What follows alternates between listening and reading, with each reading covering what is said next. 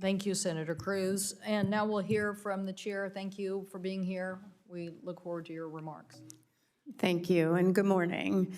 Thank you for the opportunity to appear today to discuss the NTSB, our needs, our challenges, and our critical safety mission. Throughout a typical year, the NTSB works on about 2,200 domestic and 450 foreign cases, and we expect the number of cases annually to remain high and continue to increase in complexity. Some investigations understandably get more public attention than others, but all our investigations are critical to improving safety. I understand that members of the committee have a particular interest in our highest profile investigations, including the in-flight structural failure of a Boeing 737-9 and the Norfolk Southern train derailment in East Palestine. These investigations are critically important, and I'm happy to answer as many questions as I can. But I do want to emphasize that these investigations are ongoing. There's still a lot of work to do to understand what led to these events, so I want to be careful not to undermine the work of our meticulous investigators. Unlike the Alaska 1282 investigation, 2 dockets are open to the public on East Palestine. They contain over 6,400 pages of factual information, which I can discuss at length. With that said, these are just 2 of 1,200 active, open NTSB investigations in 47 states and Puerto Rico, in addition to the 140 open foreign investigations in over 50 countries. We owe it to the families of those involved, to the communities where events occurred, and to the traveling public to find out what happened in all these tragedies to prevent them from reoccurring.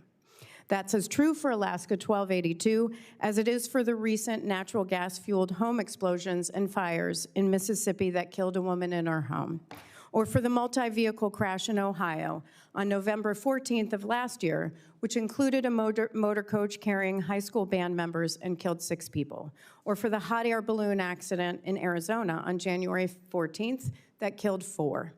Over the last year, the NTSB has completed many significant and complex investigations and issued safety recommendations to prevent these kinds of tragedies. There are currently over 1,000 open safety recommendations that we've made across every mode of transportation. In 2022 and 2023, we issued 159 new recommendations and closed 261. Of those closed, 80% were closed acceptable, meaning that the recipient took action to implement the safety recommendation. This success rate demonstrates the value of our recommendations, and we appreciate the efforts of recipients to address them. The NTSB is also pleased that this committee has included provisions in FAA reauthorization to address a number of our recommendations. That work will save lives, and we thank you for it. We also appreciate the committee's efforts to reauthorize the NTSB as part of the FAA bill. Our authorization expired at the end of fiscal year 22. And we are incredibly grateful for the $140 million that was just provided to us in the FY24 appropriations that is before the House and Senate under consideration. We are a small agency relative to our federal partners, both in terms of the size of our budget and our workforce. But as the numbers show, our impact is profound and disproportionate. I like to say we're a small agency with a big voice, and everyone at the NTSB plays a critical role in achieving our mission to make transportation safer. To continue as the world's preeminent safety agency, the gold standard, and develop recommendations that advance safety change without delay, we need more resources. Flat funding in the out years, as proposed in the Senate bill, would frankly devastate our agency. In fact, it's unprecedented, and reverse the progress made on enhancing and preparing our workforce for emerging challenges and improving the timeliness of our investigations. As you work through conference, I strongly urge your continued support for the NTSB's ability to carry out our critical safety mission now and in the future. Before I close, I mentioned loss earlier. Loss is not new to the NTSB. We know all too well how fragile and precious life is. But when it hits home, it hits us hard and reminds us once again what's truly important, our relationships with each other.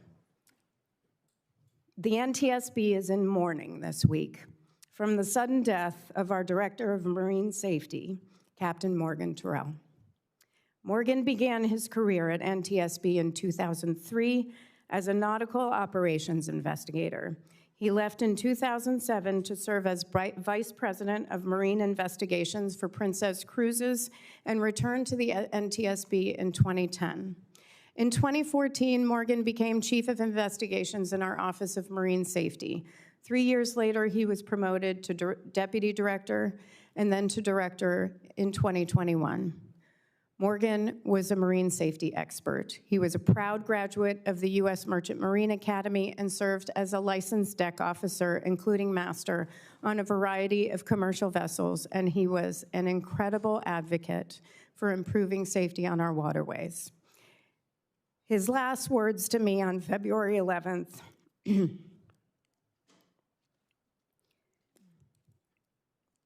were, "I am surrounded by my family." Morgan was very close to his family, and we're fortunate to have been part of Morgan's.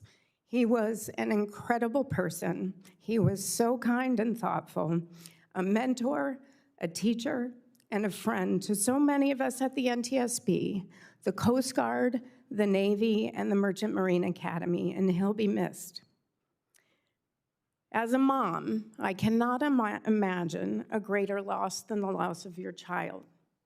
I spoke to Morgan's mom yesterday, and she said that there will be a piece of her missing forever.